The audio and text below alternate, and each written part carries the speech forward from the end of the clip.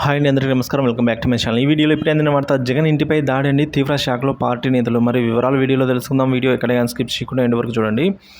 So Jagan భవనాన్ని స్వాధీనం చేసుకున్న టీడీపీ అసెంబ్లీ లోక్సభ ఎన్నికల ఓట్ల లెక్కింపు సందర్భంగా వెలువడుతున్న ఫలితాలు తెలుగుదేశం పార్టీలో జోష్ను నింపాయి. ఆ పార్టీ క్లీన్ స్వీప్ దిశగా సాగుతోంది. తెలుగుదేశం, జనసేన, భారతీయ జనతా పార్టీ ఉమ్మడి కూటమి ఇప్పటికే 3వ వంతుకు పైగా సీట్లను సాధించుకొని 2 చోట్ల కూడా అయితే ఈ విధంగా చోటు సంపాదించుకున్నాయి. ఈ నేపథ్యంలో అనూహ్య పరిణామాలు అయితే పడ్డాయండి. వైఎస్ఆర్ కాంగ్రెస్ పార్టీ అధినేత అయిన మాజీ ముఖ్యమంత్రి వైఎస్ జగన్మోహన్ రెడ్డి తన పదవికి రాజీనామా అయితే చేశారు. సో త్వరలో ఆయన గవర్నర్ అబ్దుల్ను కలిసి కూడా రాజీనామా పత్రాన్ని కూడా ఆయన ఆల్రెడీ అందజేసేసారండి. సో 2019 నాటి ఎన్నికల కంటే కూడా ఈసారి దారుణంగా పరాజయాన్ని అయితే చూశారు వైసీపీ వారు.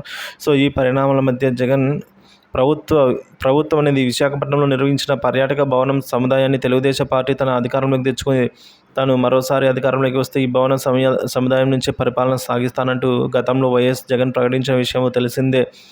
సో అందులోనే భాగంగా జగన్ విశాఖపట్నం క్యాంప్ కార్యాలయం కూడా నిర్మించిన విషయం తెలిసిందే. ప్రస్తుతం ఈ భవనాన్ని తెలుగుదేశం పార్టీ ఆధీనంలోకి వెళ్ళిపోయింది. దీనిపై పసుపు జెండా ఎగిరింది. ఫలితాలు వెలువడుతున్న సమయంలో పెద్ద సంఖ్యలో టీడీపీ నాయకులు, కార్యకర్తలు ఈ భవనం వద్దకు వచ్చారు.